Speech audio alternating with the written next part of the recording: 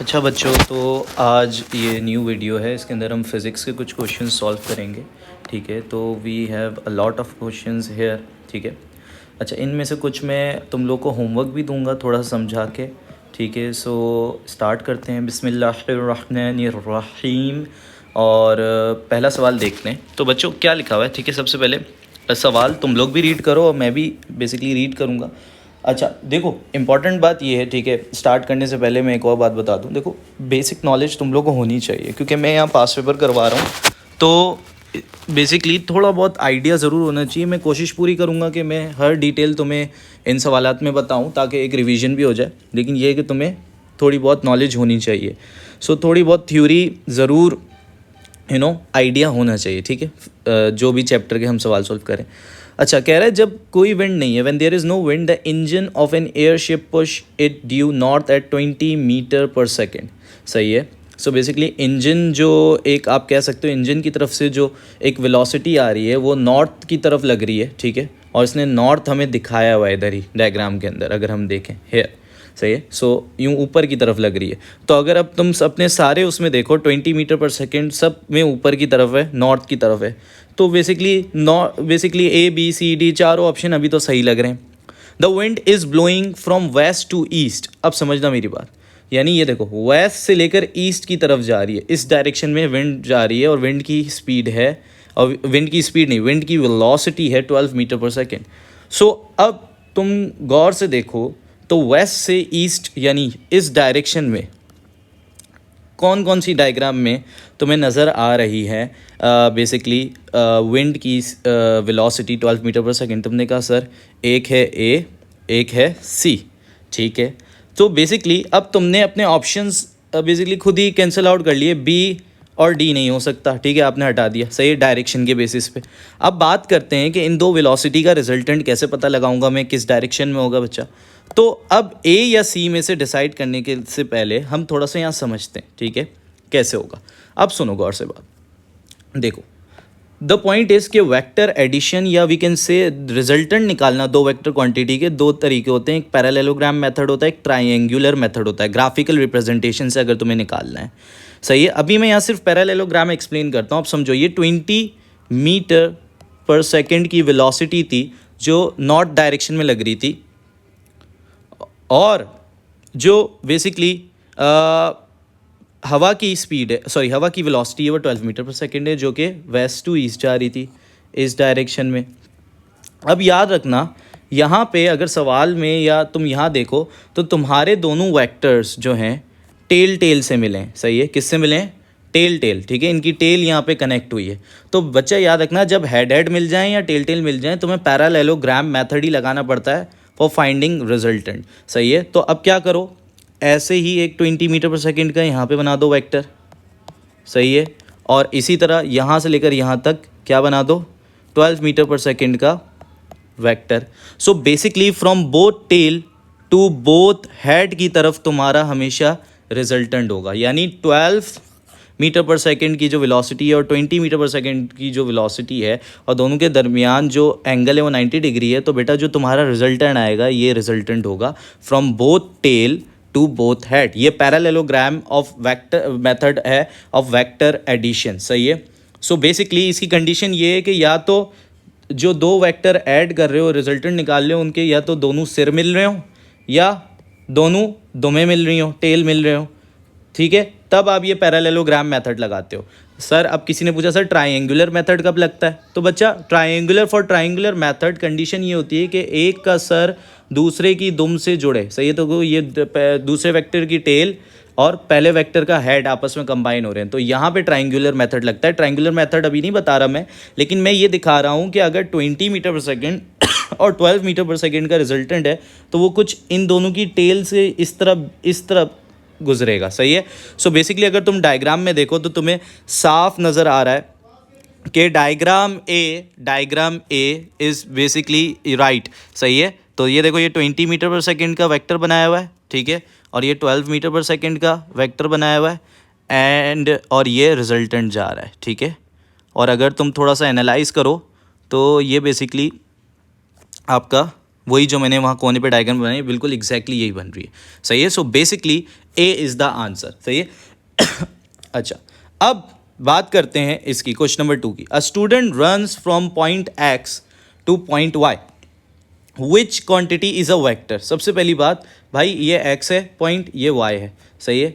x से student भाग रहा है y की तरफ, ठीक है, इतनी सी बात हमें समझने को बोला है। अब बताओ सारे ऑप्शन में से वेक्टर क्वांटिटी कौन सी है। बोला है एवरेज स्पीड, बेटा स्पीड वेक्टर नहीं हो सकती, ठीक है। How long it takes to complete the run, so basically यहाँ बात कर रहा है टाइम की। भाई टाइम भी वेक्टर क्वांटिटी नहीं है। वेक्टर क्वांटिटी वो क्वांटिटी जो जिसमें मैग्नीट्यूड एंड डायरेक्शन दोनों कंसीडर आपको करने हो और दोनों इंपॉर्टेंट है, सही है। अच्छा, अब बात करते हैं डिस्टेंस की। बच्चा डिस्टेंस भी वेक्टर क्वांटिटी नहीं है। अच्छा, displacement is a vector quantity, सही है। So option C is the right answer, simple. अच्छा, अब इस सवाल की बात करते हैं। 1 मिनट।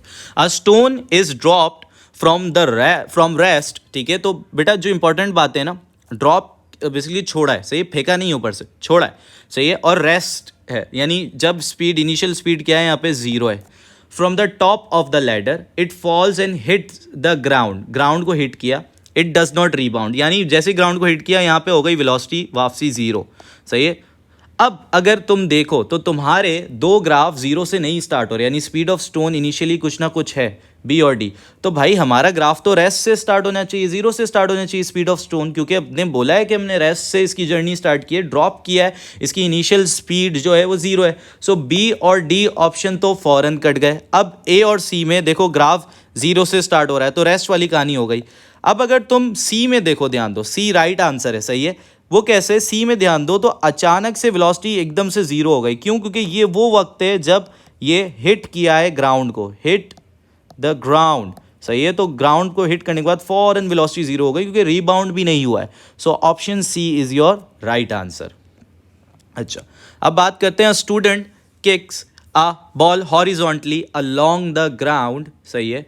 एक बॉल है, ठीक है, फुटबॉल ले लो तुम, ठीक है, और ये पैर बना लिए मैंने।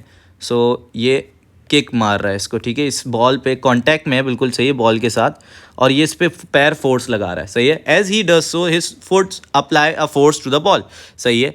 Eight the same time the ball applies a force to his foot, यानी एक फोर्स जो कि आप समझ लो, ये मैं लिख रहा हूँ, इसको फुट बोल रहा हूँ और इसको एफ और बी, फुट और बॉल, सही है। सो बेसिकली हम बात करते हैं कि एक फोर्स जो मैंने इस डायरेक्शन बनाई हुई है, इस डायरेक्शन में वो लग रही है फ्रॉम फुट टू बॉल, तो एफ एफ भी लिख दिया। और एक और बोल रहा है बॉल भी फुट पे एक फोर्स लगा रहा है, जिसको मैं नाम दे देता हूँ एफ बी एफ, यानी बॉल से फुट की तरफ लग रही है, सही है।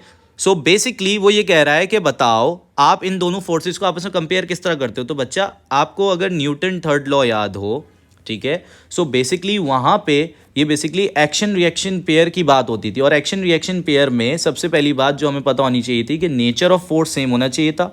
दूसरा, बिटवीन दो डिफरेंट ऑब्जेक्ट्स पे फोर्स लगनी चाहिए थी। अगर आप चेक करो यहाँ पे तो एक फोर्स फुट बॉल पे लगा रहा है, सही है, यानी ये जो पैर है वो एक बॉल पे फोर्स लगा रहा है। तो यहाँ पे एक फोर्स जो है जो आगे की तरफ लग रही है यूं इस डायरेक्शन में, वो बॉल के ऊपर लग रही है, और एक फोर्स जो बॉल फुट पे लगा रहा है वो बेसिकली आपके पैरों पे लग रही है। सो बेसिकली दो डिफरेंट बॉडी पे फोर्स लग रही है, ठीक है। दूसरी बात the nature of force is also same, सही है। बेसिकली इसको आप समझ लो कि ये दोनों ऑब्जेक्ट का, पैर और बॉल का रिएक्शन फोर्सेस हैं, सही है। So basically the nature of force भी सेम है, दोनों रिएक्शन फोर्सेस हैं। सो बेसिकली यहाँ पे ये न्यूटन थर्ड लॉ आपसे पूछ रहा है, सही है। सो बेसिकली बोल रहा है बताओ इन दो फोर्स को आप कैसे कंपेयर कर सकते हो। सो आपने सिंपल सा बताना है कि बेसिकली एक्शन का जो रिएक्शन होता है वो ऑलवेज इक्वल होता है बट इन अपोजिट डायरेक्शन। तो आपने भी ये बोलना है the force on the foot is equal to the force on the ball, यानी जो फोर्स फुट पे लग रही है वो इक्वल है जो फोर्स बॉल पे लग रही है, बट दोनों अपोजिट डायरेक्शन में लग रही हैं। So basically option A is the right answer. Basically ये यहाँ पे न्यूटन्स थर्ड लॉ की बात हुई है। Okay, now here. अच्छा, यहाँ से ये पैराशूट लेके कूदा है बंदा भाई, ठीक है, अर्थ की तरफ जा रहा है, ठीक है। अब बोल रहा है जब यहाँ पे सवाल में जो गौर करना है, ठीक है, वो ये, ठीक है, ये नीचे जा रहा है, सही है, फॉलिंग टूवर्ड्स अर्थ, ठीक है। The length of the arrow represent the size of the force, यानी लेंथ जितना लंबा एरो है वो बेसिकली अमाउंट ऑफ फोर्स बता रहा है। तो हमें यहाँ नज़र आ रहा है कि भाई एयर रेजिस्टेंस का एरो बहुत ज़्यादा लंबा है और वेट का एरो बहुत छोटा है, तो बेसिकली एयर रेजिस्टेंस और वेट को अगर मैं कंपेयर करूँ तो वेट की वैल्यू कम है, मतलब वेट फोर्स की, और एयर रेजिस्टेंस फोर्स की वैल्यू ज़्यादा है। अच्छा, अब बेसिकली वो ये बता रहा है कि ये जो मैंने इमेज दी है इस वक्त बताओ कि क्या हो रहा है बेसिकली इसके साथ। तो पहली बात, ये नीचे तो जा रहा है, सही है। सो आप इतना समझ लो कि यहाँ पे आप लगाओगे डाउनवर्ड वाले ऑप्शन बेसिकली होंगे आपके, यानी या तो ए हो सकता है या सी हो सकता है। अब दूसरी बात कि एक्सेलरेटिंग है डीसेलरेटिंग है वो कैसे डिसाइड करें, तो बच्चा थोड़ा सा देखो, अगर तुम ये जो बंदा कूदा है यही तुम होते, ठीक है, मान लो कंसिडर करो, तो तुम्हारे लिए फॉरवर्ड फोर्स क्या होती, तुम कहते सर मैं नीचे जा रहा हूँ उस हिसाब से मेरे लिए फॉरवर्ड फोर्स वेट है। तो बेटा जो रिजल्टेंट फोर्स निकालने का फॉर्मूला है वो basically forward force minus backward force होता है। तो अब तुम अगर यहां पे होते तो तुम्हारे लिए फॉरवर्ड क्या होती, वेट, ठीक है, और बैकवर्ड क्या होती, ये ऊपर जो एयर रेजिस्टेंस लग रही है। अब तुम खुद बताओ, इधर देखना गौर से, अब तुम खुद बताओ कि वेट कंपैरेटिवली कम है और एयर रेजिस्टेंस वैल्यू में बहुत ज़्यादा है। जब छोटी वैल्यू में से बड़ी वैल्यू माइनस होती है तो आंसर क्या आता है, नेगेटिव आता है। सो बेसिकली यहाँ पे जो रिजल्टेंट फोर्स है वो नेगेटिव है। सो बेसिकली जब इस फॉर्मूले को देखो, ये मैं जो फॉर्मूला अप्लाई करता हूँ उस हिसाब से तुम लोगों को बता रहा हूँ, सही है। जब तुम्हारी रिजल्टेंट फोर्स नेगेटिव आए ना, सो बेसिकली मींस ये रिजल्टेंट फोर्स बेसिकली इस सिनेरियो में क्या करवा रही है, डीसिलरेशन करवा रही है। सो बेसिकली इसका आंसर हो जाएगा डीसिलरेटिंग डाउनवर्ड्स, सही है। क्या हो जाएगा इसका आंसर, डीसिलरेटिंग डाउनवर्ड्स। अच्छा, अब बात करते हैं इधर। अच्छा, ये ऊपर वाले सिनेरियो में ना एक और बात मैं बता रहा हूँ कि हमेशा जब इस तरह के सिनेरियो है ना, खुद बैठ जाया करो। अब एक गाड़ी है, चाहिए आगे जा रही है, फ्रिक्शन फोर्स पीछे लग रही है, तो खुद बैठ जाया करो। जब खुद बैठ जाओगे तो तुम्हें खुद अंदाजा हो जाएगा मेरे लिए फॉरवर्ड फोर्स क्या होगी, बैकवर्ड फोर्स क्या होगी। सो बेसिकली ये फॉर्मूला मैं अपने स्टूडेंट्स को इस तरह सिखाता हूँ, सही है, कि खुद बैठ जाया करो सिनेरियो में, तुम्हें खुद अंदाजा हो जाएगा तुम्हारे लिए फॉरवर्ड क्या है और बैकवर्ड क्या है। सो ईजी हो जाएगा। बच्चा पूछता है फॉरवर्ड किसको रखूँ, बैकवर्ड किसको रखूँ, डिपेंड्स अपॉन द सिनेरियो। मैं उसको यही कहता हूँ कि सिनेरियो क्या है वो मैटर करता है, सही है। और इसी फॉर्मूले को अप्लाई करके अगर तुम्हारी रिजल्टेंट फोर्स नेगेटिव आ रही है, अगर तुम्हारी रिजल्टेंट फोर्स नेगेटिव आ रही है, इट मींस बेसिकली वो जो रिजल्टेंट फोर्स है वो बेसिकली क्या बोलते हैं, डीसिलरेशन। बेसिकली फॉर रिजल्टेंट फोर्स की वजह से एक्सेलरेशन एंड डीसिलरेशन दोनों हो सकता है। सो बेसिकली यहाँ रिजल्टेंट फोर्स नेगेटिव होने की वजह से वो क्या करवा रही है, डीसिलरेट करवा रही है, डीसिलरेशन क्रिएट कर रही है, सही है। आप सिर्फ इतना बेसिकली अभी, क्योंकि मैं पूरा डिटेल में एक्सप्लेन नहीं कर सकता, तो बस इतना याद रखो अभी के लिए। अच्छा, अब सिक्स्थ क्वेश्चन पे आते हैं। Six, the driver of a car sees a hazard in the road and applies the brake to stop the car, which quantity does not depend, ठीक है, यहाँ पे उसने नॉट हाईलाइट किया हुआ है, on the condition of the road, सही है, रोड कैसा है उस पर कौन सी क्वांटिटी नहीं डिपेंड करेगी। ब्रेकिंग डिस्टेंस वो डिस्टेंस होता है जब आपने ब्रेक लगा लिया और ब्रेक लगाने के बाद भी गाड़ी जब स्लो होती जाती है तो कुछ ना कुछ डिस्टेंस कवर करती है आफ्टर ब्रेक भी। सो बेसिकली उसको ब्रेकिंग डिस्टेंस कहते हो। सो वो कंडीशन ऑफ द रोड पे ज़रूर डिपेंड करेगा, क्योंकि अगर रोड बहुत ज़्यादा स्लिपरी हुआ सो बेसिकली ब्रेकिंग डिस्टेंस क्या होगा आपका, ज़्यादा होगा, सही है। So basically condition of the road पे ब्रेकिंग डिस्टेंस डिपेंड करता है। सो बेसिकली ये ऑप्शन कट गया। The average deceleration of the car as it's brake, वही बात हो गई, ठीक है, कि बेसिकली स्लिपरी रोड, वही वाली एग्जांपल दे दूं तो average deceleration of the car भी अफेक्ट होगी कंडीशन ऑफ द रोड पे अगर आफ्टर ब्रेक, सही है। सो बेसिकली यहाँ पे ये ऑप्शन भी गलत हो गया। The force on the car causing deceleration, सही है।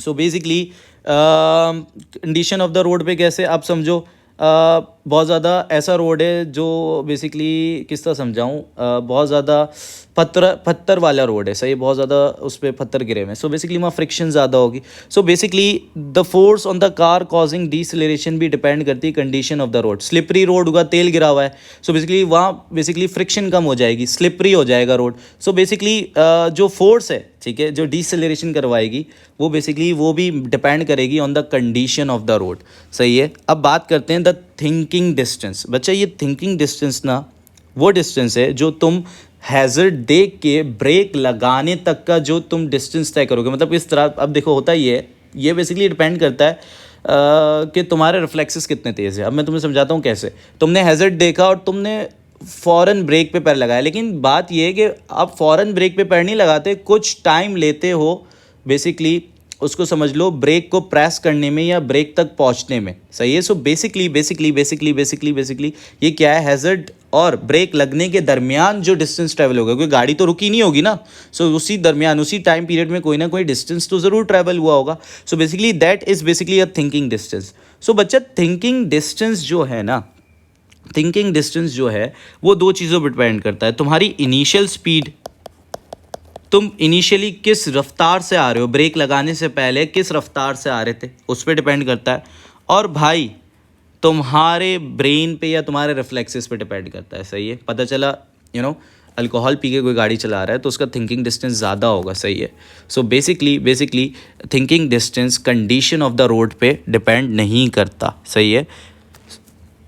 ओके, अब बात करते हैं इसकी, क्वेश्चन नंबर 7 की। A satellite is in a circular orbit around a planet, which statement is correct, सही है। सो बेसिकली एक सैटेलाइट है, ठीक है, हम बनाते हैं, एक प्लैनेट है, ठीक है, अर्थ ही बना लेते हैं भाई।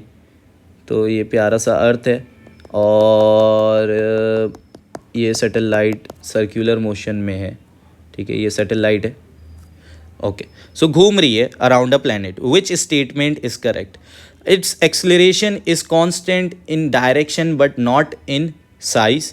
It's acceleration is constant in size but not in direction. Its gravitational potential energy varies. Its velocity is constant. अच्छा, अब बेसिकली मैं 3-4 बातें यहाँ पे सर्कुलर मोशन में समझाना चाहता हूँ तुम लोगों को। फर्स्ट ऑफ ऑल वो ये कि देखो, अब ये ही सर्कुलर मोशन ले लेते हैं भाई, ये अर्थ है, ठीक है, और इसके अराउंड ये सैटेलाइट घूम रही है in a uniform circular motion, ठीक है, ये सैटेलाइट है आपकी,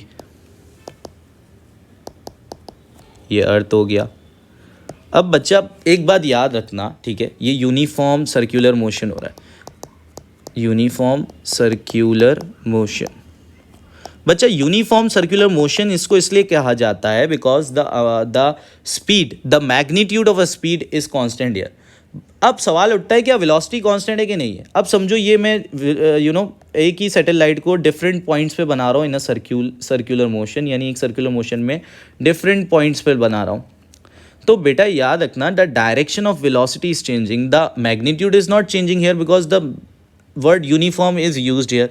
सो बेसिकली स्पीड का अमाउंट चेंज नहीं हो रहा, बट स्पीड का बेसिकली हम वेलोसिटी का डायरेक्शन चेंज हो रहा है, सही है। अब ये देखो, इस वक्त वेलोसिटी यूँ लग रही होगी, इस वक्त वेलोसिटी यूँ लग रही होगी, इस वक्त वेलोसिटी यूँ लग रही होगी, और इस वक्त वेलोसिटी यूँ लग रही होगी। सो बेसिकली अगर वेलोसिटी बेसिकली चेंज हो रही है due to direction, velocity is changing because direction is changing, सही है। सबसे पहली बात ये समझ आनी चाहिए कि डायरेक्शन चेंज हो रहा है।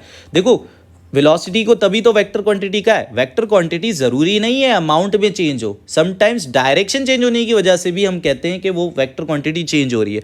तो हमने वेक्टर क्वांटिटीज़ की तभी डेफिनेशन में ये ऐड किया हुआ है कि वो बेसिकली मैग्नीट्यूड एंड डायरेक्शन दोनों पे डिपेंड करती है, सही है। सो बेसिकली अगर मैग्नीट्यूड भले सेम रह रहा है पर अगर डायरेक्शन बदल रही है, सो बेसिकली हम कहेंगे कि वेलोसिटी चेंज हो रही है, वो वेक्टर क्वांटिटी चेंज हो रही है, वो कांस्टेंट नहीं है। सो बेसिकली ये जो वेलोसिटी इज कांस्टेंट है ना, ये सर्कुलर मोशन में कट हो गया, सही है, वो हो ही नहीं सकती, ठीक है, क्योंकि डायरेक्शन ऑफ वेलोसिटी चेंज ही हो रहा है सर्कुलर मोशन में।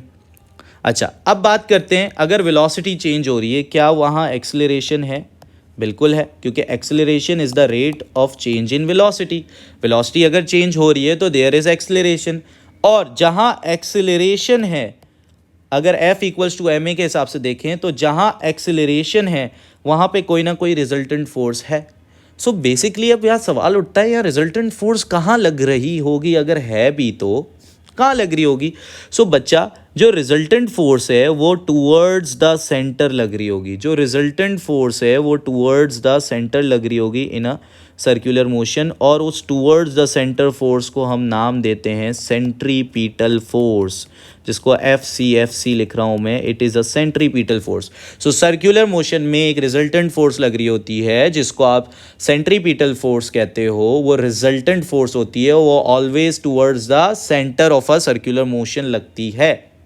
अच्छा, अब एक और बात याद रखना, जहां तुम्हारी रिजल्टेंट फोर्स लग रही होगी उसी डायरेक्शन में तुम्हारी एक्सेलरेशन हो रही होगी। सो बेसिकली अगर मैं पूछूं डायरेक्शन ऑफ एक्सेलरेशन भी क्या है, यही है। डायरेक्शन ऑफ एक्सेलरेशन भी क्या है, एग्जैक्टली यही है, टूवर्ड्स द सेंटर बोल लो या in the direction of a resultant force.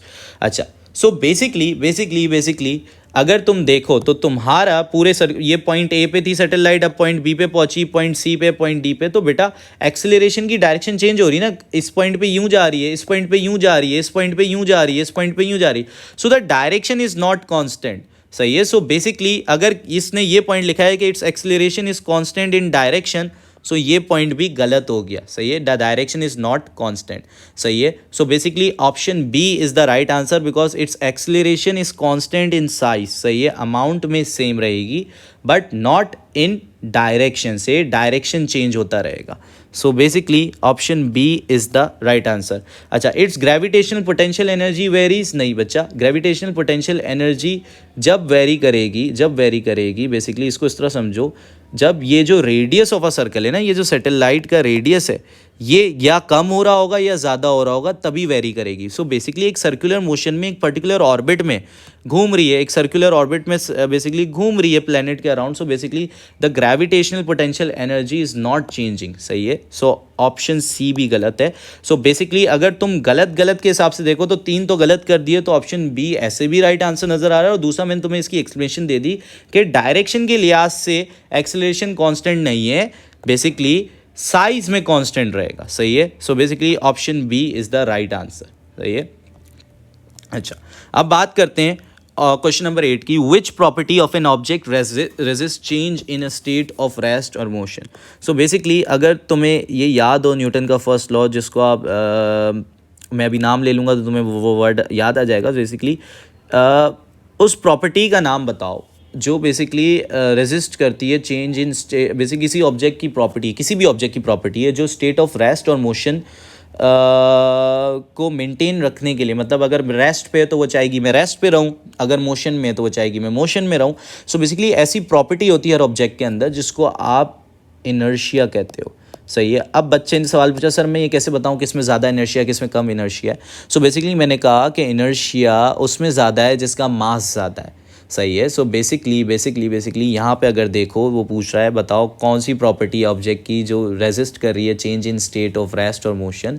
So basically मैंने अभी क्या समझाया कि अगर न्यूटन के फर्स्ट लॉ में जाओ तो बेसिकली उसने सिंपली ये स्टेटमेंट दिया था कि every object will remain in state of motion or a rest until and unless an unbalanced force या / resultant force acts on it। So basically वहाँ से एक बात समझ में आई थी कि अगर एक डब्बा है तुम्हारे सामने, assume करो if it is a box, so और ये रेस्ट पे है तो ये चाहेगा कि मैं रेस्ट पे रहूँ, सही है। सो बेसिकली ये जो किसी भी ऑब्जेक्ट की प्रॉपर्टी है कि अपने स्टेट, चाहे वो रेस्ट वाला स्टेट हो चाहे वो मोशन वाला स्टेट हो, उसको मेंटेन रखने की जो प्रॉपर्टी है उसको आप इनर्शिया कह रहे थे। और फिर किसी ने, अब तुम सवाल, अब बेसिकली एक कॉमन सेंस का सवाल है, सर इनर्शिया फिर मैं कैसे डिसाइड करूंगा किस में ज़्यादा है। सो बेसिकली अच्छा एक और बात, ये क्वालिटी, हाँ सही है, ये क्वांटिटी नहीं है, इसको समझ लेना, ये क्वालिटी है, सही है, इट्स नॉट अ क्वांटिटी, सही है। सो बेसिकली इनर्शिया मैं कैसे पता लगाऊं किस में ज़्यादा है किस में कम है। सो बेसिकली वो मैंने बताया कि बच्चा जिसमें मास ज़्यादा है उसमें इनर्शिया ज़्यादा है। सो बेसिकली यहाँ पे हम अगर ऑप्शन में जाएं तो बेसिकली हम क्या लगाएंगे, प्रॉपर्टी, वो प्रॉपर्टी का नाम जो ऑब्जेक्ट के अंदर होती है जो रेजिस्ट करती है change in state of rest and motion. So basically it's is मास, सही है, बिकॉज मास से ही हम इनर्शिया बेसिकली अंदाज़ा लगा पा रहे हैं कि किसका इनर्शिया, एक बड़े ट्रक का और एक टेनिस बॉल का, सही है। तो बड़े ट्रक का इनर्शिया ज़्यादा होगा और एक टेनिस बॉल का इनर्शिया कंपैरेटिवली बहुत ज़्यादा कम होगा। So basically inertia depends upon mass, और हम इस तरह कह सकते हैं कि अगर इनर्शिया को क्वांटिटी वाइज देखना है तो आप मास को देख लो, सही है, क्योंकि इनर्शिया खुद एक क्वालिटी है, सही है। सो बेसिकली इस तरह आप अज्यूम कर सकते हो। तो बेसिकली इसका आंसर जो है, जो प्रॉपर्टी जो ऑफ एन ऑब्जेक्ट है जो रेजिस्ट करती है change in state of rest और मोशन, और rest of state of rest और मोशन, वो मास है। ओके, क्वेश्चन नंबर 9 की तरफ बढ़ते हैं। An object of mass 10 kg falling freely in the gravitational field close to the moon surface and an acceleration of 1.6 metre per second square. अच्छा, ये बड़ा अच्छा सवाल है, ट्रिकी सवाल है, लेकिन ये ट्रिकी सवाल ना डिपेंड करता है तुम्हारा कॉन्सेप्ट किस तरह बना हुआ है। सबसे पहली बात, फ्री फॉल मोशन वो मोशन होता है, सही है, जिसके अंदर the only acting force on the object is its weight, सही है। बेसिकली उसका अपना बेसिकली वेट फोर्स है ना, बस वही एक्ट कर रही हो और कोई फोर्स उस पर एक्ट ना कर रही हो। अब इसकी अच्छी एग्जांपल लें तो बच्चा समझो ये स्ट्रिंग से ना ये ऑब्जेक्ट मैंने बांधा हुआ है और इसका वेट लग रहा है, ठीक है। और अब मैंने क्या किया इसको, अच्छा इसमें टेंशन भी थी, सही है, ये जो स्ट्रिंग से बंद। अब तुमने कहा सर ये तो अभी फ्री फॉल में नहीं है, ठीक है, मैंने कहा गुड। अब मैंने ये काट दी रस्सी, अब ये गिरने लगा नीचे, और ना एयर है ना एयर रेजिस्टेंस है, कुछ भी नहीं है। So basically now the object is in free fall because the only acting force on an object is its weight, सही है। सो बेसिकली वेट फोर्स होनी चाहिए, सही है, पहली बात। ओनली वेट फोर्स एक्ट करनी चाहिए और एयर में होना चाहिए। एयर का मतलब ये नहीं है कि एयर रेजिस्टेंस होनी चाहिए, मैं कह रहा हूँ हवा में होना चाहिए, गिर रहा हो, सही है, ऊपर से नीचे आ रहा हो, बेसिकली कुछ भी हो रहा हो लेकिन गिर रहा हो, सही है। So weight force, the only acting force weight force होनी चाहिए और गिर रहा हो। सो बेसिकली इसको आप कहते हो फ्री फॉल मोशन, सही है, फ्री फॉल मोशन। अच्छा, तो बेसिकली अर्थ में समझना है, तो सुनो, हमने देखा अर्थ की जो ग्रेविटी है, सही है, ग्रेविटेशनल, ग्रेविटी नहीं कहेंगे, ग्रेविटेशनल फील्ड स्ट्रेंथ है, अर्थ की जो ग्रेविटेशनल फील्ड स्ट्रेंथ है हमें मालूम हुई वो क्या है, 10 न्यूटन पर केजी। अच्छा, अब मैंने बोला कि मतलब मुझे किसी ने बोला सर एक्सप्लेन कर दें ग्रेविटेशनल फील्ड स्ट्रेंथ क्या होती है। बेसिकली अर्थ के सरफेस पे अगर कोई ऑब्जेक्ट है 1 kg का मान लो, तो उस पे जो अर्थ फोर्स लगाएगा वो 10 न्यूटन की लगाएगा, सही है। So basically that is the gravitational field strength concept, ये कॉन्सेप्ट है बेसिकली। इट्स अगर इसको इन सिंपल वर्ड बोलें तो basically it is a force per unit mass, सही है। सो 1 kg मास पे कितनी फोर्स लगेगी in a gravitational field of Earth, वो कितनी है, 10, सही है। सो यानी 1 kg मास पे अर्थ 10 न्यूटन की फोर्स लगाएगा, इसको आप कह रहे हो ग्रेविटेशनल फील्ड स्ट्रेंथ। अब अगर 2 kg का मास होगा तो उस पर कितनी लगेगी, बोलोगे 20 न्यूटन, डबल हो जाएगी सर। अच्छा, मैंने बोला 3 kg का मास होगा उस पर कितनी लगेगी, बोलोगे सर 30 न्यूटन फोर्स लगेगी। और यही वेट है बच्चा, यही वेट है, सही है, दिस इज वेट, ये जो लग रही है ना फोर्स, ये वेट है। अगर 4 kg का मास होगा उस पर कितनी लगेगी फोर्स, तो बोलोगे सर 40 न्यूटन। अब सुनना गौर से बात। सो मैंने कहा ठीक है, चलो अब फ्री फॉल मोशन में मैंने कहा चलो मैं अब क्या निकालता हूँ, इनकी एक्सेलरेशन निकालता हूँ। यानी मैंने ऊपर से छोड़े ये 1 kg 2 kg 3 kg 4 kg के मास, और मैंने इनको छोड़ा, तो मैंने कहा कि अब मैं इनकी एक्सेलरेशन निकालता हूँ, इन पे एक्सेलरेशन कितनी लग रही होगी। तो मैंने कहा यार इन पे एक ही फोर्स लग रही है, हर डब्बे में जाके बैठ गया, मैंने कहा देखता हूँ सब पे रिजल्टेंट फोर्स कितनी लग रही है। तो मैं डब्बे पे जब जाके बैठा तो मुझे ये बात समझ में आई कि सब पे एक ही फोर्स लग रही है, वो कि 10 न्यूटन। तो F इक्वल्स टू ma के अंदर मैं F की जगह, अब मैं इस 1 kg बॉक्स की जगह अगर लिखूंगा 1 kg बॉक्स के उसमें लिखूंगा तो वो 10 लिखूंगा, क्योंकि इस पर एक ही फोर्स लग रही है। यहाँ रिजल्टेंट फोर्स वही है, वेट है इनका, क्योंकि ये फ्री फॉल मोशन में और कोई फोर्स एक्ट ही नहीं कर रही इन पे। सो फोर्स की जगह फोर्स लिखी, m की जगह मास लिखा, तो मास डब्बे का 1 kg था। सो मैंने एक्सेलरेशन निकालने की कोशिश की तो y 10 metre per second square, और मैंने बोला क्योंकि ये फ्री फॉल मोशन में हो रही है, सो मैंने इसको बोला ये फ्री फॉल की एक्सेलरेशन है। फ्री फॉल की एक्सेलरेशन नहीं, इसको एक अच्छा नाम देते हैं, ग्रेविटेशनल एक्सेलरेशन है, क्योंकि यहाँ पे सिर्फ ग्रेविटेशनल फोर्स लग रही है इस सिनेरियो में, तो ये ग्रेविटेशनल एक्सेलरेशन कहलाई, सही है। अच्छा, अब मैंने 2 kg मास के साथ भी यही करने की कोशिश की। मैंने कहा इस पे फोर्स जो रिजल्टेंट फोर्स है टोटल वो 20 लग रही है और मास जो है 2 है। इसकी भी एक्सेलरेशन ग्रेविटेशनल एक्सेलरेशन निकाली, इसकी भी 10 आ गई। इसकी भी निकालोगे 10 आ गई और इसकी भी निकालोगे तब भी 10 आ गई। सो बेसिकली 10 मीटर पर सेकंड क्यों लिख रहा हूँ, स्क्वायर लगाना है बच्चा, स्क्वायर यूनिट गलत लिख दिया मैंने थोड़े से। अच्छा तो एक्सेलरेशन आ गई 10 मीटर पर सेकंड स्क्वायर। दो बातें यहाँ नोटिस करो। पहली बात ये नोटिस करो कि फ्री फॉल की जो एक्सेलरेशन है जिसको आप ग्रेविटेशनल एक्सेलरेशन कह रहे हो वो बिल्कुल इक्वल आ रही है ग्रेविटेशनल फील्ड स्ट्रेंथ के। यानी जो ग्रेविटेशनल फील्ड स्ट्रेंथ है वो ही बेसिकली ग्रेविटेशनल एक्सेलरेशन है, यानी दोनों की वैल्यू 10-10 है। सही है, वैल्यू बोल रहा हूँ, सही है वैल्यू।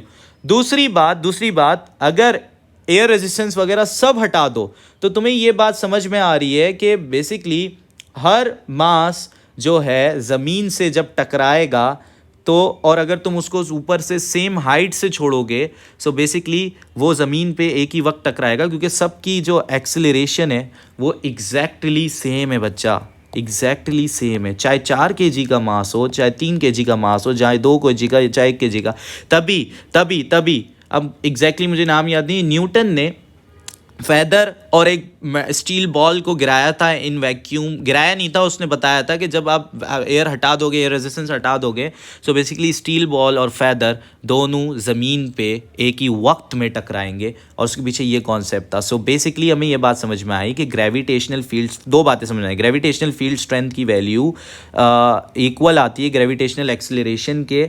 अच्छा, ग्रेविटेशनल एक्सेलरेशन उस वक्त का एक्सेलरेशन है जब मैं फ्री फॉल मोशन का एक्सेलरेशन निकाल रहा हूँ। पता चला, हर वक्त का एक्सेलरेशन को ग्रेविटेशनल एक्सेलरेशन नहीं बोलना। सो बेसिकली अगर यहाँ देखो, सो वो क्या कह रहा है, एक ऑब्जेक्ट है जो फ्री फॉल मोशन कर रहा है, 10 kg का ऑब्जेक्ट है, और बेसिकली मून पे ये कर रहा है, मून के सरफेस पे कर रहा है। उसकी जो एक्सेलरेशन है बेसिकली ये क्या दी हुई है उसने, ग्रेविटेशनल एक्सेलरेशन दी हुई है, क्योंकि ये फ्री फॉल की है। सो ग्रेविटेशनल एक्सेलरेशन उसने दी हुई है तुम्हें, तो कह रहा है ग्रेविटेशनल एक्सेलरेशन 1.6 मीटर पर सेकंड स्क्वायर आई है। अब बोला है ग्रेविटेशनल फील्ड स्ट्रेंथ निकाल दो, तो मैंने अभी यही बताया कि जो ग्रेविटेशनल एक्सेलरेशन की वैल्यू होती है वही ग्रेविटेशनल फील्ड स्ट्रेंथ की वैल्यू होती है। So basically gravitational field strength की वैल्यू भी 1.6 होगी। यूनिट क्यों चेंज हो गया, बिकॉज ग्रेविटेशनल फील्ड स्ट्रेंथ क्या है, फोर्स जो कि न्यूटन होता है पर यूनिट मास जो कि केजी होता है, तो न्यूटन पर केजी होते हैं ग्रेविटेशनल फील्ड स्ट्रेंथ की यूनिट, और वो ग्रेविटेशनल एक्सेलरेशन है इसलिए उसकी यूनिट क्या है, मीटर पर सेकंड स्क्वायर। मुझे पता है ये इतना सा छोटा सा सवाल था, इतना डिटेल में समझाना क्या मकसद ये है बच्चा कि तुम्हें हर ऑप्शन समझ में आए कि मैंने क्यों कट किया, क्यों बेसिकली एक ऑप्शन को सही किया। अच्छा, अब इधर आते हैं, इसको ध्यान देते हैं। A measuring cylinder contains 50 small dry metal sphere, okay, when 25 cm cube of water is poured into a cylinder, तो हमें पता है कि हमने कितना वॉल्यूम डाला है, तो वॉल्यूम 25 cm क्यूब ही वाटर डाला है, लेकिन the meniscus is at the 60 centimetre mark, तो बेटा डाला 25 था पर वॉल्यूम ऑफ वाटर जो हमें मिला है वो 60, तो बेसिकली वो जो 50 स्मॉल ड्राई मेटल स्फेयर डाले ना, ये उनका वॉल्यूम है जो ऐड हो गया। सो बेसिकली अगर मैं वॉल्यूम ऑफ 50 स्फेयर निकालूंगा तो कैसे निकालूंगा, मैं बोलूँगा 60 में से ये 25 माइनस कर दो तो ये आ जाएगा, 5 ऐड किया तो 35, सही है। तो 35 cm क्यूब जो है volume of 50 small dry metal sphere है, सही है। कह रहा है एक स्फेयर का क्या वॉल्यूम होगा। सो बेसिकली ये तो कितने का है, 50 का है, तो बेटा एक का कैसे निकालोगे, उसको डिवाइड बाय 50 कर दोगे। तो अगर मैं बताऊं तो ये होगा 60 - 25 divided by 50। So basically option C is your answer, सही है। सो बेसिकली यही करना था हमने। अब इधर आते हैं, इधर question number 11, the total weight of the load and the wheelbarrow is shown is 600 newton, सही है। सो बेसिकली टोटल लोड जो अंदर रखा हुआ है और ये मतलब बेसिकली कंबाइंड जो फोर्स लग रही है इनकी डाउनवर्ड वो 600 न्यूटन लग रही है। What is the minimum size of the force F needed to lift P of the ground, सही है। लिफ्ट करना है, सही है। सो बेसिकली हमें लिफ्ट करके समझो इक्विलिब्रियम मेंटेन करना है। अब ये हिलेगा नहीं, लिफ्ट करना है खाली, सही है। अब ये मिनिमम फोर्स कितनी लगानी पड़ेगी। सो बेसिकली यहाँ पे जो कॉन्सेप्ट लगेगा ना वो लगेगा कि anticlockwise movement equals to clockwise movement. अच्छा, मूवमेंट कैसे निकालोगे बच्चा, ये देखो ये पिवट है। अगर इस फोर्स की बात करो तो ये फोर्स जो है टर्निंग इफेक्ट जो दे रही होगी 600 न्यूटन फोर्स, वो बेसिकली कहाँ घुमा रही होगी, ये क्लॉकवाइज घुमा रही होगी, सही है। सो बेसिकली ये जो 600 न्यूटन फोर्स है ये क्लॉकवाइज मूवमेंट क्रिएट कर रही होगी। ये जो फोर्स एफ है ये बेसिकली किस तरफ घुमा रही होगी, इस डायरेक्शन में घुमा रही होगी, सही है, पिवट के अराउंड, ये पिवट के अराउंड, सही है। सो बेसिकली ये क्या आपका एंटी क्लॉकवाइज, एक मिनट यार, एंटी क्लॉकवाइज मूवमेंट करवा रही होगी, सही। तो पहली बात ये समझ में आ गई कि force F anti clockwise movement करवा रही है, एन 600 न्यूटन क्लॉकवाइज करवा रही है। So basically anticlockwise movement equals to clockwise movement रखना है और फोर्स एफ ढूंढ लेनी है। लेकिन बात ये कि मूवमेंट निकालते थे कैसे हैं बेटा, मूवमेंट का फॉर्मूला होता है फोर्स इनटू, इसको इस तरह ले लो, परपेंडिकुलर डिस्टेंस बोल लो, सही है। अच्छा, अब perpendicular distance from the pivot होना चाहिए। अब मैं समझाता हूँ कैसे, इसको थोड़ा सा गौर करना, ठीक है। मैं ये क्लॉकवाइज एंटी क्लॉकवाइज मैंने तुम्हें बता दिया, अब तुम परपेंडिकुलर डिस्टेंस कैसे निकालोगे। अब देखो ये 600 न्यूटन की फोर्स की लाएंगे ना, ऐसी डॉटेड लाइन पिवट पे बनाओ बिल्कुल पैरेलल टू 600 न्यूटन, और बेसिकली इस फोर्स और इनके दरमियान जो डिस्टेंस होगा। अच्छा, अजान हो रही है, अजान का मैं ब्रेक ले रहा हूँ, ठीक है। रिकॉर्डिंग रोक नहीं सकता तो ब्रेक, ठीक है। अजान हो जाए तो फिर मैं स्टार्ट करता हूँ।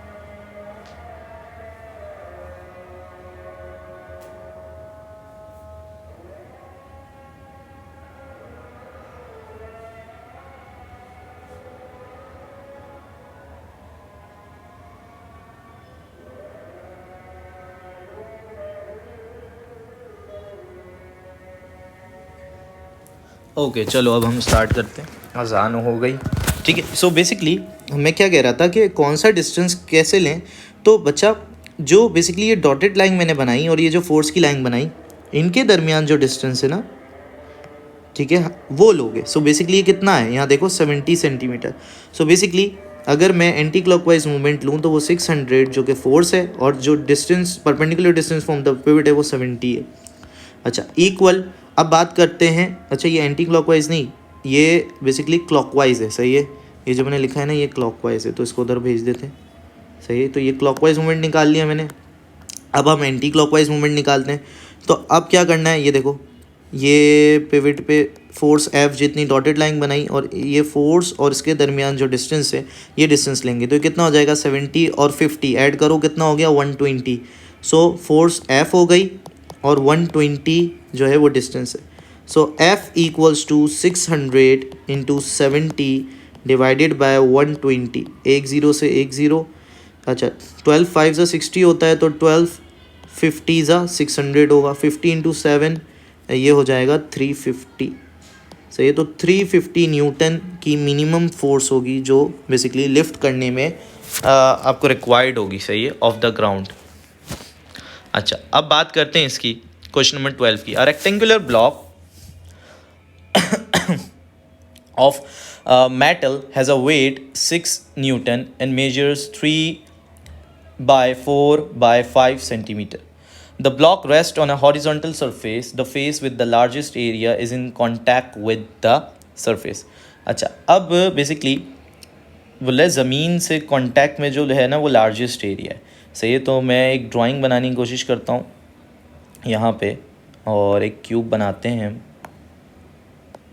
क्यूब नहीं है ये, क्यूबॉइड है मेरे ख्याल से, है ये, मेरे ख्याल से नहीं है ये वो, ये डायमेंशन सारे अलग है। इसको डिलीट मारते हैं, अजीब सी ड्राइंग बन गई है, ये ऐसे क्यों बन रहा है। Okay so basically 1 minute, just copy कर लूँ मैं इसको। कॉपी किया मैंने एंड ओहो ज़्यादा ही फोकस किया हुआ, इस वजह से मसले कर रहा है ना। बाबा ना, आप इधर आ जाओ।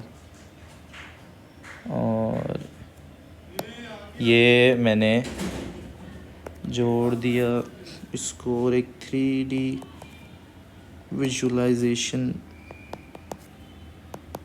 ठीक है, कुछ इस तरह। ठीक है, ये एक क्यूबॉइड बना दिया है मैंने। ठीक है, अब बात ये है, ठीक है, ये इसी तरह का एक क्यूबॉइड है। सही है, अब कह रहा है इसके जो डायमेंशन है वो 3 बाय 4 बाय 5 है। ठीक है, तो मैं इसको 4 बोल लेता हूँ, इसको 5 बोल लेता हूँ, और इसको 3 बोल लेता हूँ। लगने में तो 3 और 5 एक दूसरे के अपोजिट लग रहे हैं, लेकिन समझ लो ऐसा है। सही है, तो क्योंकि मैं चाह रहा हूँ कि जो ज़मीन के कांटेक्ट में ना वो लार्जेस्ट सरफेस आए, तो 4 बाय 5 वाला लार्जेस्ट होगा। सही है, जो ज़मीन के कांटेक्ट में आएगा, इसलिए मैंने इसको इस तो 5 कंसिडर किया। सो कह रहा है बताओ प्रेशर जो है कितना एक्सर्ट हो रहा है। सही है, ब्लॉक की तरफ से सरफेस के ऊपर, जिस सरफेस पे वो रखा हुआ है। सही है, सो बेसिकली आपका जो इसका ब्लॉक का जो वेट है वो कितना लग रहा है, वो लग रहा है 6 न्यूटन। सो बेटा अगर प्रेशर की बात है तो प्रेशर कैसे निकालते हैं। प्रेशर होता है basically force over area. Pressure क्या है, pressure is basically force over area. अगर आप देखो तो उसने बोला हुआ है फोर्स जो है वो वेट के इक्वल है, तो फोर्स 6 न्यूटन लग रही है। और एरिया जो है वो है आपका लार्जेस्ट एरिया। तो लार्जेस्ट एरिया मैंने वही बनाया है, देखो ये 5 बाय 4 का होगा। सही है, सो इसकी this is your area. Area कैसे निकालोगे, तो बेटा नीचे एरिया निकालने का फॉर्मूला क्या होता है, लेंथ इंटू ब्रेथ, तो 5 इंटू 4। सही है, सो ये आंसर आएगा मेरे ख्याल से, ये आ जाएगा 0.3। सही है, अच्छा अब यूनिट क्या होंगे, तो बेटा आपका जो एरिया आया है वो दोनों सेंटीमीटर में थे, तो फोर्स तो न्यूटन में है। सही है, और एरिया के जो वो लेंथ और ब्रेथ थी वो सेंटीमीटर में, तो सेंटीमीटर स्क्वायर, तो 0.30 न्यूटन पर centimetre square is the answer. सही है, तो option B is the answer. So basically simple सा इजी सवाल था ये। अच्छा अब क्वेश्चन नंबर 13 की बात करते हैं। The diagram shows an instrument that a student uses to determine atmospheric pressure. Which distance does the student use when calculating atmospheric pressure? तो बच्चा ये बैरोमीटर, ये बेसिकली पहली बात बैरोमीटर है। सही है, और बैरोमीटर में याद रखना हम इसको इस तरह बनाते हैं या इस तरह बेसिकली हम करते हैं कि यहाँ पे पहली बात वैक्यूम होता है, कोई एयर नहीं आती। सही है, ठीक है, तो ये याद रखना। दूसरी बात, हम ये जो जितना ऊपर राइज़ किया है ना, ठीक है, ये वाली हाइट, सही है, यहाँ से लेकर यहाँ तक हाइट, इस हाइट को लेवल करते हैं। और ये हाइट एट सी लेवल ना आपकी पता है कितनी आती है, मैं आपको बता देता हूँ। एट सी लेवल जो आती है 760 मिलीमीटर आती है ऑफ मर्क्यूरी।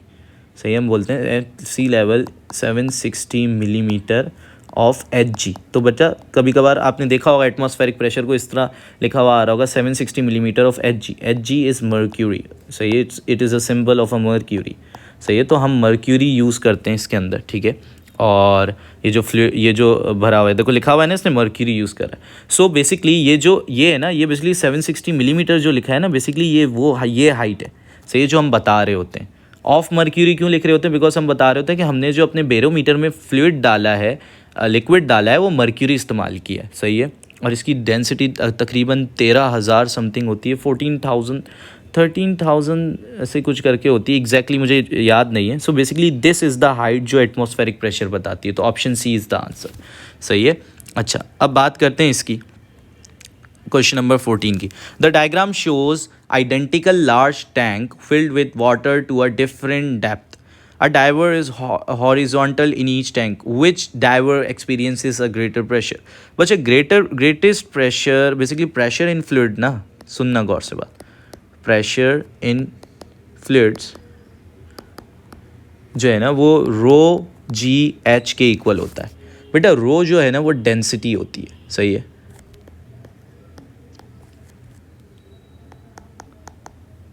और एच जो है वो है डेप्थ होती है, कितनी गहराई है, कितना नीचे गए हो तुम। सही है। अब जो बात समझने की है कि सारे वाटर हैं तो भाई डेंसिटी तो हो गई कांस्टेंट, यानी अब डेप्थ पे प्रेशर मैटर करेगा कि भाई कितनी कितनी डेप्थ है, कितनी गहराई है। सो बेसिकली अब हम डेप्थ चेक करेंगे, जिसकी डेप्थ ज़्यादा होगी उसमें उसके ऊपर प्रेशर एक्सपीरियंस ज़्यादा हो रहा होगा। सो बेसिकली अगर मैं देखूँ तो ये 2 से और ये है 8 पे, तो इसकी जो डेप्थ है वो है 6। सही है, 6 मीटर वी कैन से। अच्छा मीटर ले लो या 6 लिख लो यार, मीटर वीटर छोड़ो। अच्छा अब इधर देखो, ये जो है मीटर भी लिख सकते हैं, ये लिख रहा है ना, ये देखो यहाँ से देख के लिख लो 6 मीटर। अच्छा ये जो है ये तकरीबन 8 और 10 के बीच में, तो मैं इसको कह सकता हूँ ये 9 है। सही है, तो ये 4 से लेकर 9। सही है, तो डेप्थ जो है वो है 5 मीटर। अच्छा यहाँ पे देखें तो ये अभी बिल्कुल बीच में 3 पे है, तो ये 0 से लेकर 3, तो यहाँ पे है 3 मीटर डेप्थ। और यहाँ पे देखें तो ये 6 पे है, और ये 1 से लेकर 6, तो ये है 5 मीटर।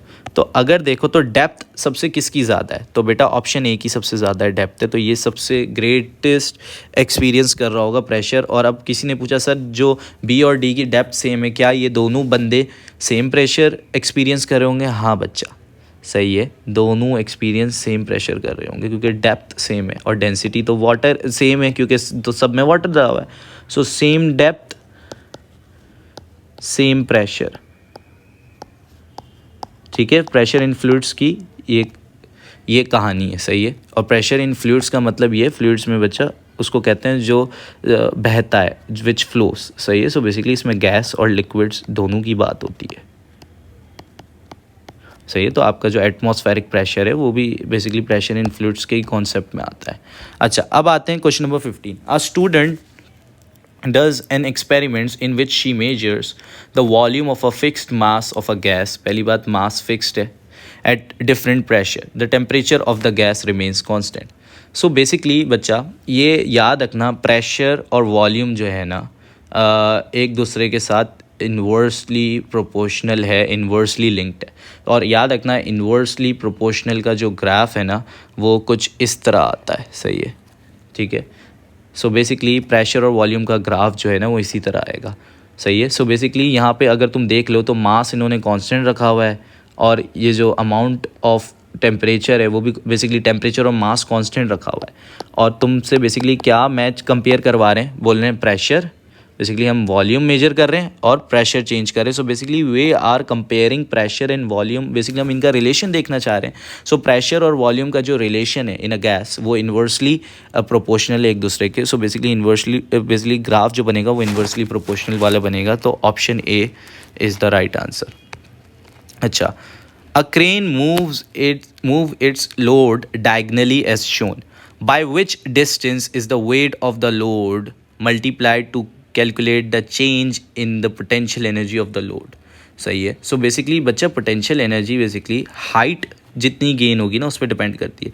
सो कह रहा है बताओ कौन से डिस्टेंस से मल्टीप्लाई करूं कि मुझे क्या बोलते हैं पता चले कि change in gravitational potential energy of the load क्या है। सो बेसिकली अगर हम यहाँ देखें तो ये है new position of the load. सही है, this is the new position of the load. सही है, सो अगर हम गौर करें तो पहले जो था वो इस लेवल पे था, अब जो है इस लेवल पे आ गया।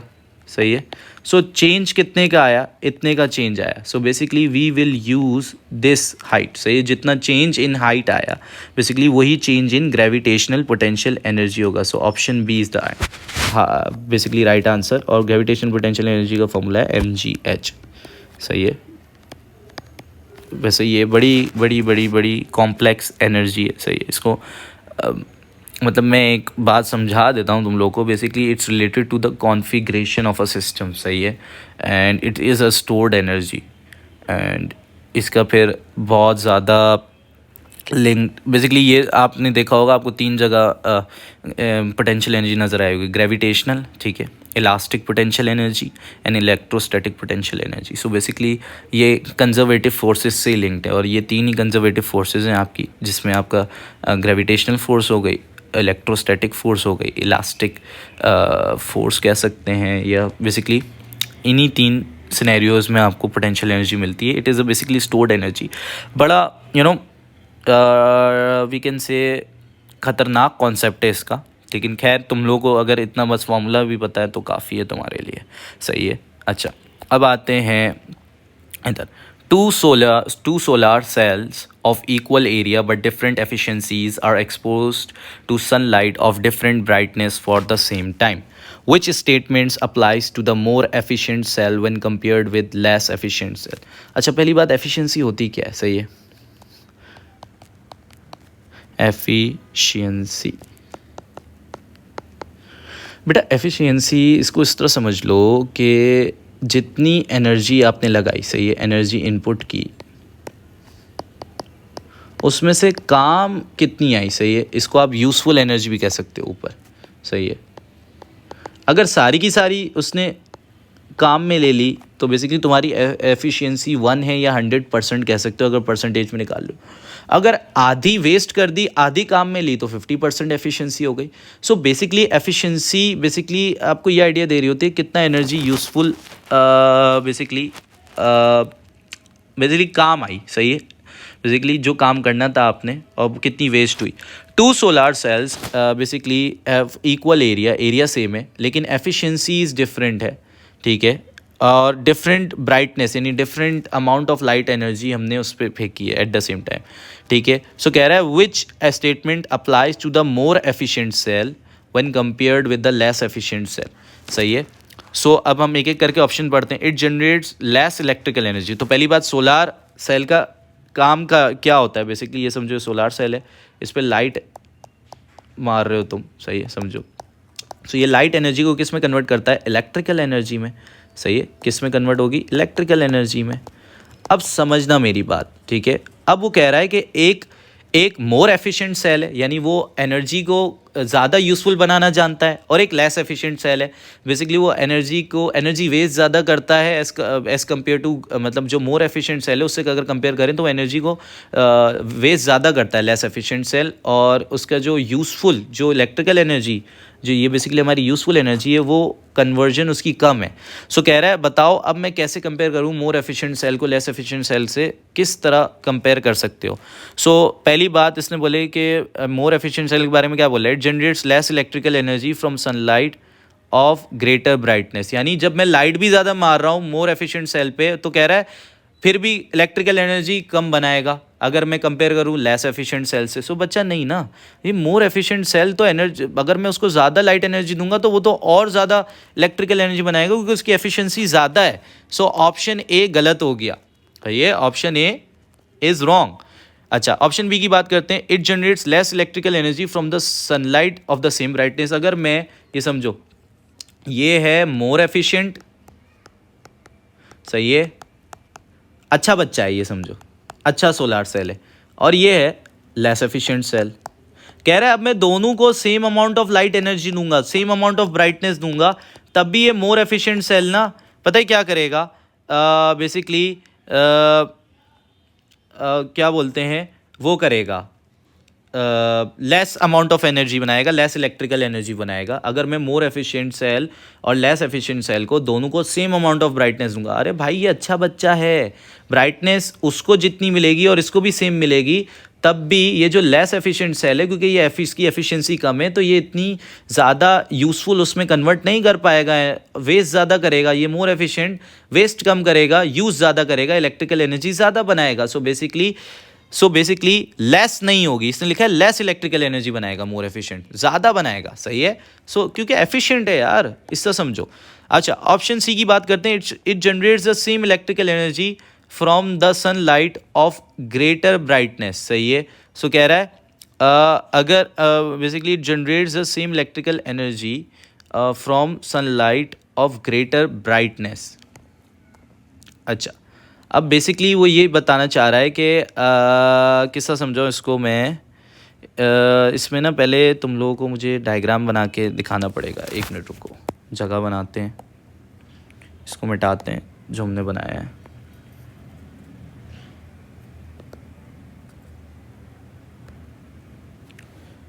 ओके, अब जो है यहाँ पे ये मोर एफिशिएंट सोलार सेल है आपका, और ये लेस एफिशिएंट।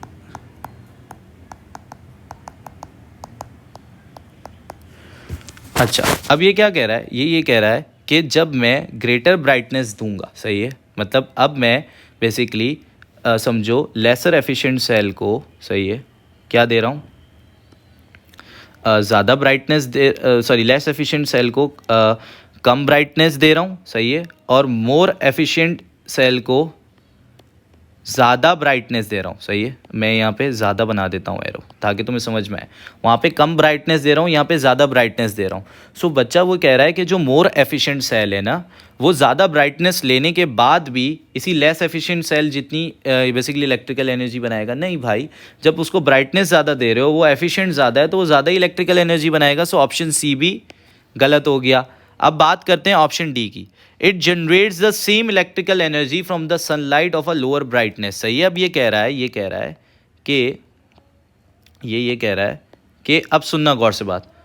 अब ये फोर्थ पॉइंट क्यों करेक्ट है, वो कह रहा है, वो कहने का मतलब ये है कि जब मैं मोर एफिशिएंट सेल को कम लाइट एनर्जी दूं, सही है, और लेस एफिशिएंट सेल को ज़्यादा लाइट एनर्जी दे दूं, सही है, कंपैरिजन कर रहे हैं ना हम, तो बेसिकली द इलेक्ट्रिकल एनर्जी दोनों तकरीबन सेम बनाएंगे। अब इसका मतलब ये है कि इतनी कम रिसोर्स होने के बावजूद भी उसने ज़्यादा बेसिकली काम करके उसको बेसिकली वी कैन से कि ज़्यादा एफिशिएंसी होने की वजह से उसने इतनी कम एनर्जी जो ऊपर से आ रही थी, इतनी कम ब्राइटनेस के बावजूद भी उतनी इलेक्ट्रिकल एनर्जी बना ली, जो कि इतनी सारी इसके ऊपर ब्राइटनेस आ रही थी, फिर भी क्योंकि ये इसकी एफिशिएंसी कम थी, तो इसने इलेक्ट्रिकल एनर्जी उतनी ज़्यादा नहीं बनाई। So basically the point is कि ये मोर एफिशिएंट सेल को जच रहा है, ये इसके लिए सही है statement. So it generates the same electrical energy from sunlight of a lower brightness. हमें कंपैरिजन करना है बच्चा, एफिशिएंसी उसने बताई हुई है, हमें more efficient cell and less efficient cell को आपस में क्या करना है, कंपेयर करना है,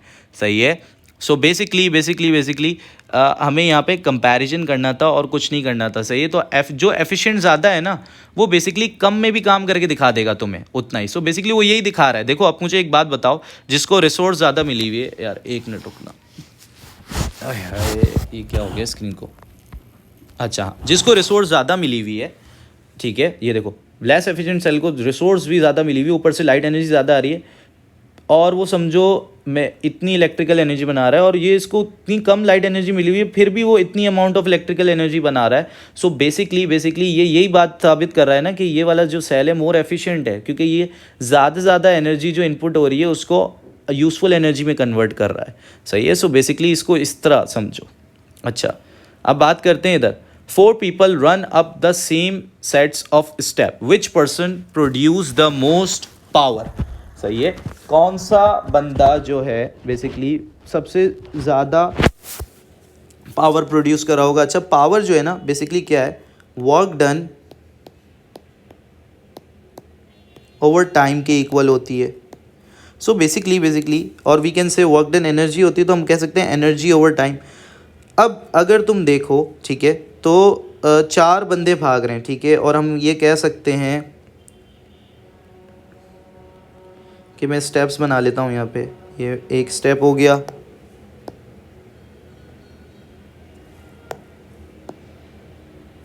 ओ ये दूसरा स्टेप हो गया, ठीक है। 2 से 3 स्टेप बनाते हैं, ज़्यादा नहीं बनाते हैं कि वैसे ही वीडियो बहुत लंबी हो गई है भाई। ओके, और ये स्टेप्स बनाए मैंने, ठीक है। अब चारों बंदे ऊपर तक चढ़ रहे हैं, सही है। अब समझना मेरी बात। अब फोर्स जो है, वर्क डन क्या होता है, फोर्स इनटू डिस्टेंस होता है, ठीक है। सो बेसिकली जो वर्क डन कर रहा है बंदा, वो बेसिकली क्या कर रहा है, फोर्स और ये डिस्टेंस आप ले लो, ये सही है। ऊपर जा रहा है तो डिस्टेंस ये हो गया, सही है। ये बेसिकली ये डिस्टेंस हो गया, सही है। सो बेसिकली यहाँ से बंदा स्टार्ट हुआ है, सही है, और यहाँ पहुँचा है, सही है। इस तरह समझ लो। और सारे बंदे यहाँ से यहाँ जा रहे हैं, चारों के चारों बंदे बेसिकली सेम स्टेप्स चढ़ रहे हैं, सही है। सेम डिस्टेंस ट्रेवल करें, यानी वो बताना चाह रहा है कि द डिस्टेंस इज़ कांस्टेंट, सही है। और अब ये इसने फोर्स दी हुई है तुम्हें बच्चा, अब समझो मेरी बात। सो बेसिकली वर्क डन क्या है, ठीक है। वर्क डन क्या है, फोर्स इनटू डिस्टेंस, और नीचे क्या आ गया, टाइम आ गया। अब बात ये है कि भाई स्टेप्स तो सेम है, सो डी क्या हो गया, कांस्टेंट हो गया चारों बंदों के लिए। अब क्या रह गया, फोर्स और टाइम। तो बेसिकली अगर मैं देखूं तो फोर्स और टाइम पे कैसे पावर डिपेंड कर रही है कि टाइम जितना कम लगेगा उतना पावर ज़्यादा होगी, और फोर्स जितनी ज़्यादा होगी उतनी पावर ज़्यादा होगी। तो मैं वो ऑप्शन चूज़ करूँगा जिसमें फोर्स ज़्यादा है और टाइम कम है। तो फोर्स ज़्यादा देखें तो भाई हमारे पास जो फोर्स ज़्यादा है वो ऑप्शन सी और ऑप्शन डी में, और ऑप्शन सी और ऑप्शन डी में टाइम किस में कम है, तो बेसिकली ऑप्शन सी में। So option C is your answer, सही है। सो बेटा इस तरह करना है, ठीक है। देखो MCQs हैं, दिमाग इस्तेमाल करना है। अच्छा, which expression describes the thermal conduction in solids that are non metallic, सही है।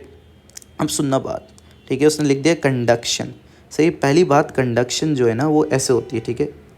और सॉलिड्स में ही क्यों होती है, तो बेटा सॉलिड में जो वी कैन से पार्टिकल्स हैं, ठीक है, वो आपस में एक फिक्स्ड प्लेस पे है। सो बेसिकली वो क्या करते हैं, जब मैं हीट देता हूँ यहाँ पे, सो इनकी काइनेटिक एनर्जी इंक्रीज होती है, ये ढु करके हिलना स्टार्ट हो जाते हैं, सही है। और इसी तरह ये टक्कर मारते हैं अगले उसको, वाइब्रेशन इनकी ज़्यादा हो जाती है। सो इस तरह समझो कि बेसिकली काइनेटिक एनर्जी ट्रांसफ़र होती है, ठीक है, और आगे जाती रहती है, जाती रहती है, और इसी तरह हीट ट्रांसफ़र हो जाती है। अच्छा, अब बेसिकली बात ये कि इसको आप कंडक्शन कह रहे हो, तुम ये देख रहे हो कि यहाँ पे जो है ना बेसिकली मॉलिक्यूल या बेसिकली पार्टिकल उठ के कहीं नहीं गया, पार्टिकल अपनी जगह वाइब्रेट तेज करने स्टार्ट हो गया है, सही है। इसको आप कंडक्शन कहते हो। अगर मॉलिक्यूल उठ के, सही है, ठीक है, मॉलिक्यूल उठ के बेसिकली कहीं गया है, सही है, मॉलिक्यूल उठ के कहीं गया है, सही है। सो बेसिकली वो कन्वेक्शन होती है। अगर आप फ्लूइड्स के अंदर देखो, उनके बेसिकली रैंडम मोशन में होते हैं molecule. So basically convection currents बनते हैं ना, सही है। एसी, जब आपके घर में एसी चलता है तो वो आपने सीखा होगा स्कूल में कि एसी क्यों ऊपर लगता है, हीटर क्यों नीचे लगता है, कन्वेक्शन करंट्स। और बेसिकली लेस डेंस एयर ऊपर राइज करती है। लेस डेंस एयर कौन सी होती है, जो हीट बेसिकली जिसका टेम्परेचर हाई होता है। सो वो सारी बातें आपने सीखी होंगी। सो बेसिकली मैं ये चीज़ समझाना चाह रहा हूँ कि बच्चा, तुम लोग का एक दिमाग में मिसकॉन्सेप्शन ये कि कंडक्शन और कन्वेक्शन में ना फ़र्क तुम्हें बताऊं तो तुम बोलोगे सॉलिड्स में होती है सर कंडक्शन, कन्वेक्शन जो है ना वो फ्लूइड्स में होती है, बस ख़त्म कहानी। बच्चा ये है कि मैं तुम्हें एक बात बताऊं तो समटाइम्स कंडक्शन ना आपके फ्लूइड्स में भी हो सकती है, बट मेजर जो है, मेजर चीज़ जो है वो है वहाँ पे जो है वो major mechanism of transfer of heat वो है कन्वेक्शन। बच्चा मैं ये क्यों बता रहा हूँ, क्योंकि बेसिकली तुम्हें ये बात समझ में आनी चाहिए। कंडक्शन को हमने अलग प्रोसेस को नाम इसलिए दिया because there is no movement of molecule, या बेसिकली मॉलिक्यूल उठ के यहाँ से यहाँ नहीं पहुँच गया है, सही है, ट्रांसफ़र ऑफ हीट करने के लिए। सो बेसिकली ये वाइब्रेशन अपने बेसिकली वाइब्रेशन इंक्रीज करके, वाइब्रेशन ट्रांसफ़र करके एक से दूसरी जगह बेसिकली ये कंडक्शन हो रही है। In convection there is a actual transfer of molecule, सही है, नीचे से ऊपर जाता है, ऊपर हीट रिलीज करता है, फिर वापसी नीचे आता है मोर डेंस होके, सही है, फिर लेस डेंस होता है हीट गेन करके। सो कन्वेक्शन करंट्स बनते हैं। There is basically we can say transfer of free molecule, सही है। सो बेसिकली सॉलिड्स में कंडक्शन होती है, ठीक है, तो कंडक्शन में there is no transfer of free molecule. So basically ये ऑप्शन ए ना, ये बेसिकली अगर ये ट्रांसफ़र ऑफ फ्री मॉलिक्यूल की बात है ना बच्चा, ये कन्वेक्शन रिप्रेजेंट कर रही है, ये कंडक्शन रिप्रेजेंट नहीं कर रही, सही है, पहली बात। अच्छा, अब बात करते हैं नॉन मेटालिक लिखा है उसने, तो बेटा ये transfer of electron between neighbouring molecules भी गलत हो जाएगा। ये transfer of free electrons through out the solid, ये भी गलत हो जाएगा बच्चा, क्योंकि अगर मेटल्स के अंदर आर क्यों गट are why metals are good conductor of heat and electricity, so basically उनके पास क्या है, डी लोकलाइज्ड या फ्री इलेक्ट्रॉन्स हैं। सही है। सो बेसिकली इसने लिखा है नॉन मेटालिक सॉलिड की बात है। So basically non metallic solid में इलेक्ट्रॉन्स भी नहीं है। सही है। और वहाँ पे हो रही है conduction. So basically it's basically जो ट्रांसफ़र ऑफ हीट हो रहा है या थर्मल कंडक्शन हो रही है, वो बेसिकली क्या हो रही है, ट्रांसफ़र ऑफ वाइब्रेशन। यानी यहाँ पे तुम हीट दे रहे हो तो यहाँ पे ये मॉलिक्यूल ज़्यादा वाइब्रेट करने लग गया, ये टक्कर मारा अगले मॉलिक्यूल को, वहाँ अगले बेसिकली पार्टिकल को वीकेंड से, सो वो वाइब्रेट करने लग गया ज़्यादा तेज़ी से, फिर अगले को मारा और वो वाइब्रेट करने लग गया और वो वाइब्रेट करने लग गया, और फर्दर ऑन ऐसे वाइब्रेशन बेसिकली ट्रांसफ़र होती गई नेबरिंग मॉलिक्यूल्स में, ठीक है, या नेबरिंग पार्टिकल्स में। So option B is the right answer. अच्छा, ये कुछ सवालात हैं जो मुझे करवाने इंशाल्लाह, ये मैंने रखे थे लेकिन लेक्चर कुछ ज़्यादा ही लंबा हो गया है। सो बेसिकली जब मैं नेक्स्ट रिकॉर्डिंग करूँगा, ठीक है, तो इसमें मैं ज़रूर ये सवालात तुम लोग को सॉल्व करवाऊँगा। तो अब यहीं पे रोकते हैं। टाटा, बाय बाय, अल्लाह हाफिज़।